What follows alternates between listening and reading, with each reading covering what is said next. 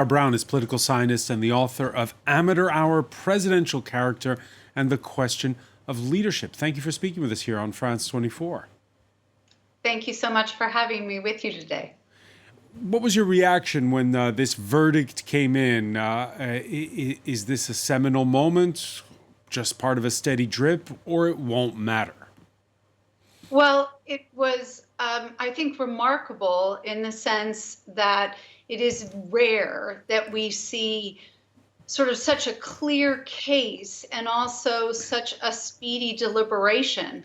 It is the reality that former President Trump did not show up to this civil hearing. He denies knowing this woman, despite having confused her with his ex-wife. He said that she was not his type.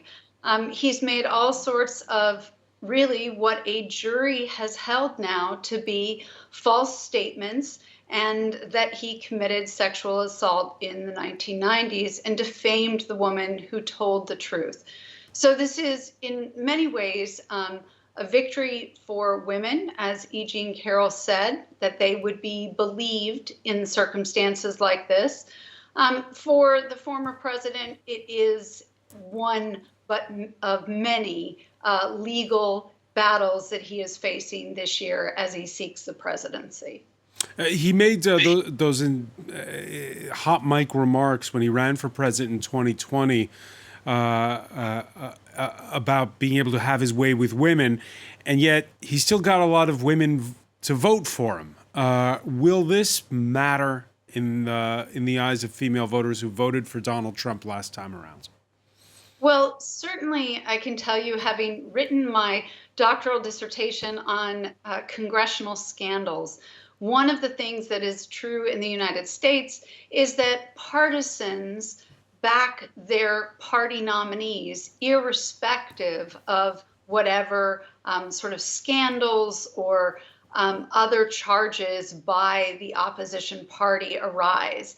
So that one of the things that is true and has been true for President Trump from day one is that Republican women consistently support his candidacy. And much of it has to do with his stances on issues, namely being pro-life with respect to abortion. Is this case more damning for the president than the one that was filed by in criminal court in New York City recently? Or again, does it not matter? Well, it's less damning in the sense that $5 million for President Trump is not a lot of money. It is more damning at the moment because there is essentially a guilty verdict. But in the case that has been filed with Alvin Bragg in New York, that is a criminal case. And certainly what attends that is the possibility of time in prison. So I think we have to separate out what are the charges and what are the cases.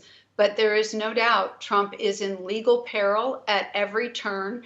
And whether his supporters support him or not, the reality is he is not expanding his number of supporters, and that will be a problem for him when it comes time to a general election in this country. All right, let me play devil's advocate here. What he is doing is staying in the spotlight. We're talking about the former president, you and I, right now, not about his rivals. And later, he's going to be attending, he's not backing out of it, a town hall style meeting with voters in New Hampshire, one of the first states to vote in the 2024 primaries. Again, if he keeps the limelight, he's a former reality TV star, and he knows how to do it. Is he a shoo-in for the nomination?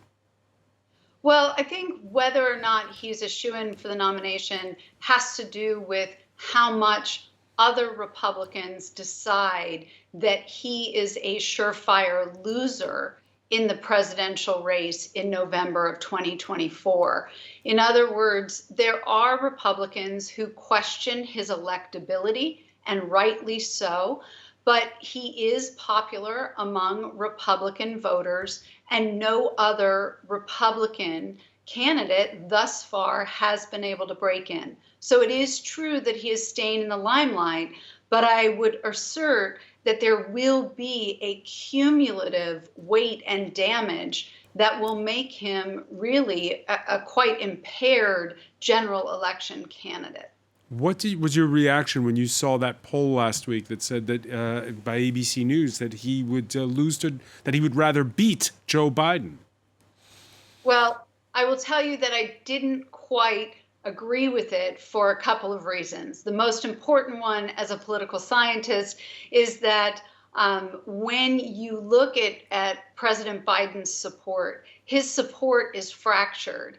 And it is the case that when you get close to an election, the party's nominees' support will essentially coalesce and will solidify.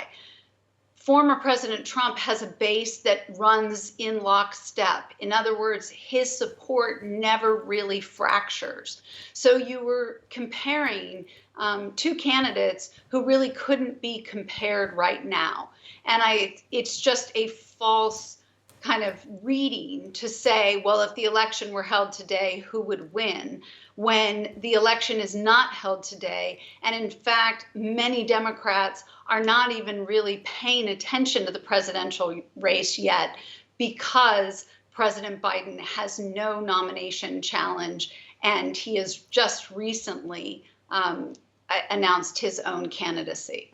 The incumbent who has sent federal troops this week to the border with Mexico, who's talked tough on China, who's delivered on infrastructure spending, something that Donald Trump had promised back in 2016. A lot of their policies are similar.